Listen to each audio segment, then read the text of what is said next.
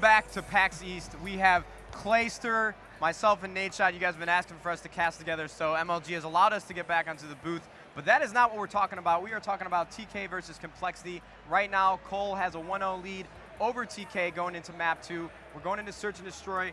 What are going to be your key matchups to watch in this match, Clayster? You know, I'm really excited to see the strategies coming out from Complexity. You know, Sovereign S&D, we've played against these guys a lot, and we know Veto Sovereign S&D versus Complexity. They have this A push that is flawless, man. It's so perfect, and I'm really excited to see the new strategies they're going to bring out from champs that they haven't shown anyone yet. Yeah, we watched Complexity play a few teams on Sovereign S&D, so that's why when we went to champs, that's the first Search and Destroy we vetoed. And it's actually turns out it's in our favor because we're not the best Search and Destroy team on Sovereign, so we got to veto that. But it's going to be interesting to see how TK handles it. You know, they have some amazing players on their squad. I think Complexity definitely has the edge right now, though. I mean, they won Call of Duty Championships.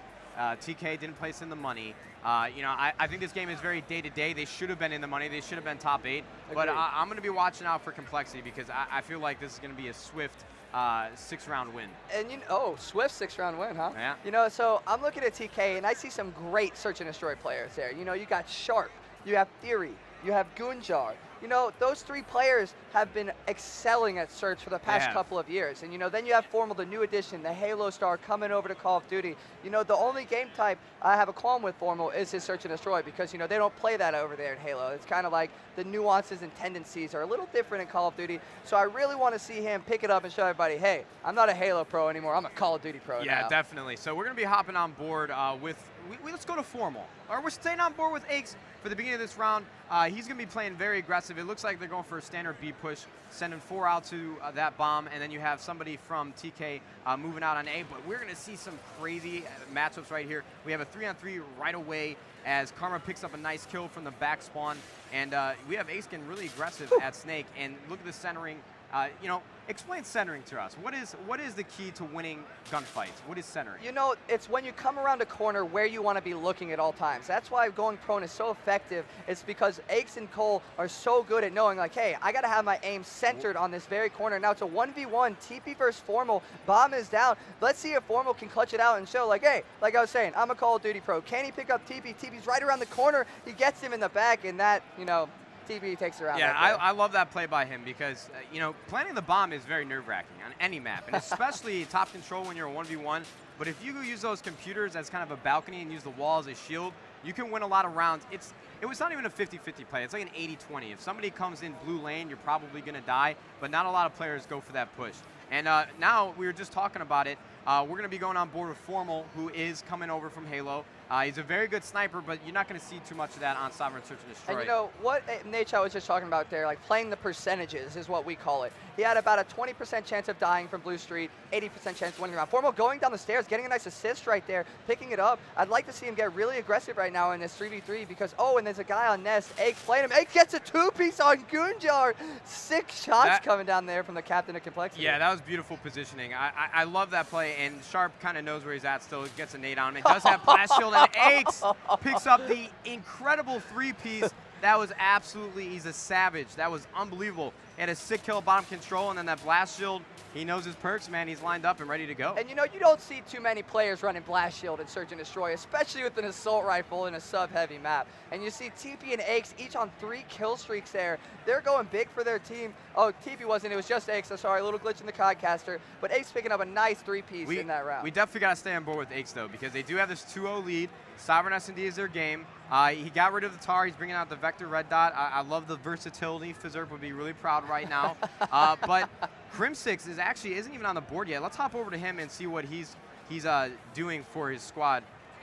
He's got that Tar. He's going to be getting very aggressive. He does not have the bomb, but he is looking for a kill. Finally picks it up and almost gets the 2-piece with an amazing headshot. We have a 2v2 situation. Complexity versus TK. We're on board with Aches. If you look at your minimap at the top left, TK is playing very passive. They have someone sitting caution, trying to watch the flank, and then you have somebody sitting back balcony, probably with an AR. For you, would you rather have Aches and Karma or Formal and Gunjar right here? I'd rather have Aches and Karma, and just because they've just been teaming for so long. They have that chemistry. They know what needs to get done right now.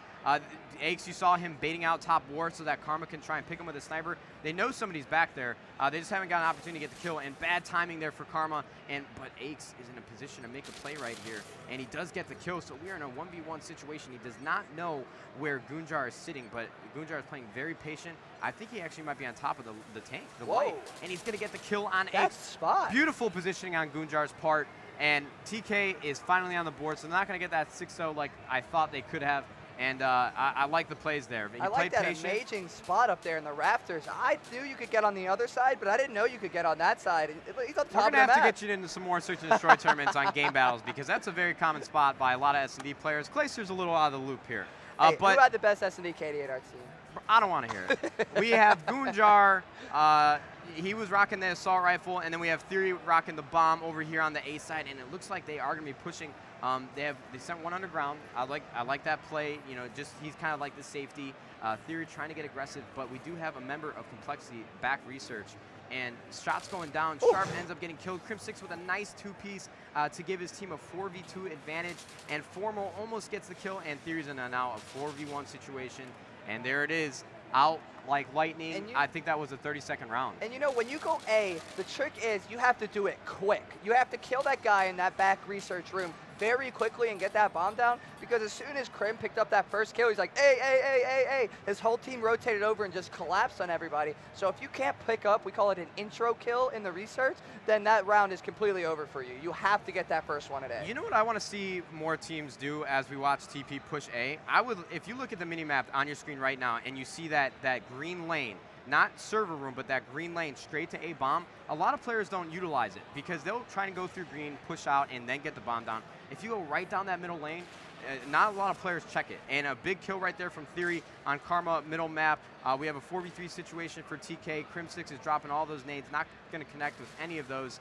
But I like this. See, they're getting aggressive on the green street. TK, as you can see in the Oracle mode, they're kind of shifting over to the A bomb. They know that there hasn't been much B. But again, you see Gunjar on those Raptors at the top left of your map on that light switch, and he's in the position to make a lot of plays, and he's going to get a kill on Crim6. No, he ducked away just in time, and 3 go down for Complexity, and Crim6 is going to be in a very tough spot. But if anybody can clutch a 4v1, it'd be Krim. Almost gets a second kill, but TK is going to take that round, and now they're going to be going into offense with a 2-3 deficit. And you know, you were saying Crim6 was throwing those nades, but I like the way they played it. They progressed on the map very, you know, like methodically. That's the word I'm looking for. Thank you, Matt. You know, they naded out the boxes like, hey, nobody's at this wooden box. Nobody's behind this little server-looking thing. Then they're like, all right, let's push up. Is anybody in the research room? No, nobody's in the research room. And you can just see their teamwork right there. Yep. They know what needs to get done. I feel like it's a little underrated to have goals inside of the game to win rounds, and they were trying to progress through all those goals to get A control and to get the bomb down. They just weren't able to do it. But Formal spots a player rushing his caution. He's going to get shots down. Definitely is going to make the call off for his teammates. But look at the caution. Look at caution. Someone's pushing right through. If he cuts right, he's probably going to get killed from that player. Formal's made it to their side through control. He might have been spotted. You can see on the minimap somebody following. He's going to try and pull a flank over here through his research room. If he can pick up this intro kill over here, this is what I'm talking about. This is the first kill he knows. Now all of Complexity knows, hey, they're going A. We got to do something. Formal's going to challenge back here into some pre-fire from TP. Oh my gosh, that's perfect. We have a 2-player swap there. Complexity's now with the 3v2.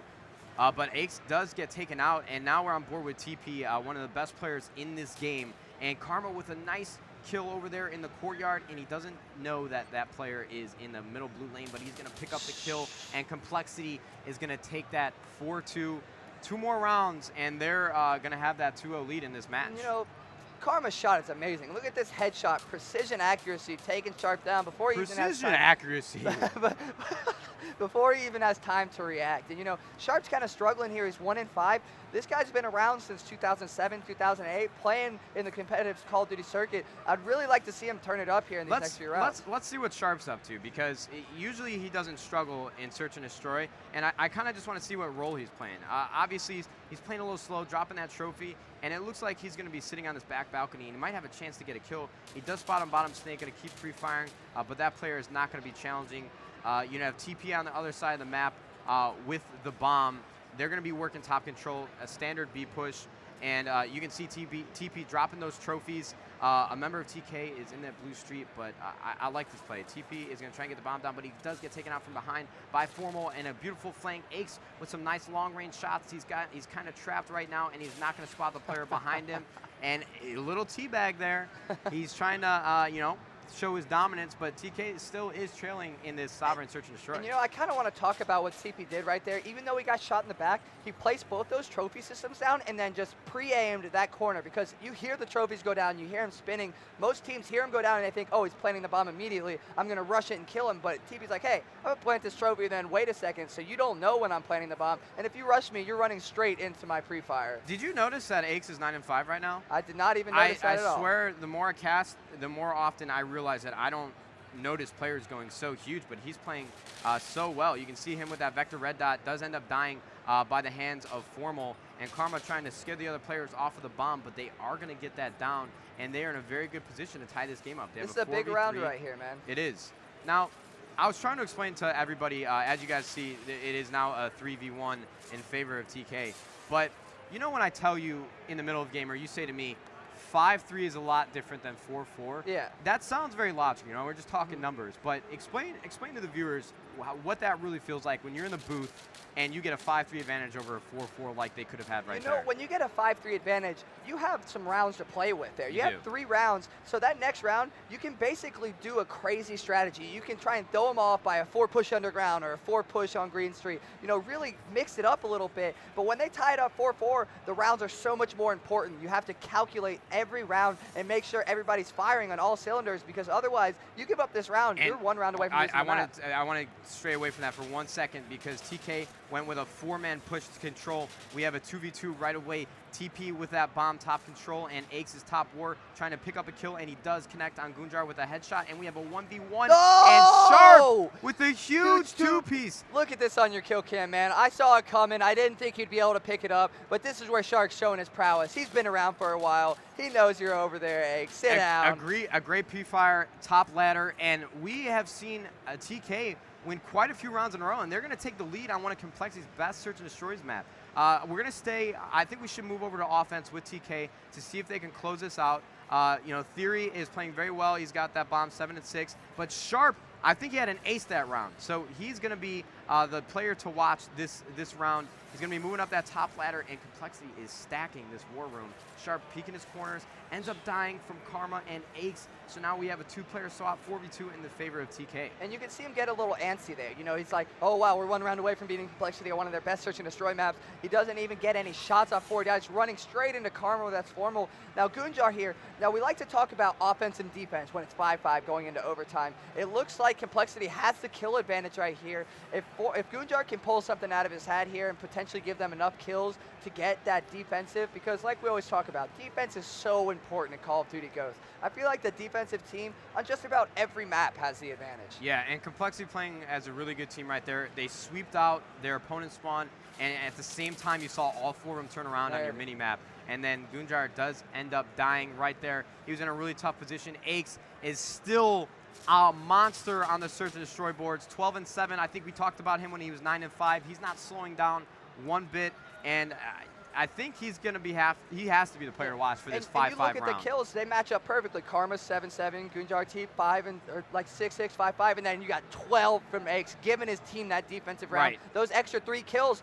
compared to Formal's 9, he has 12. Those extra 3 right there literally gave them defense. It looks like it's all going to come down to a standoff in B-Bomb. Aches with a beautiful first blood on that defense.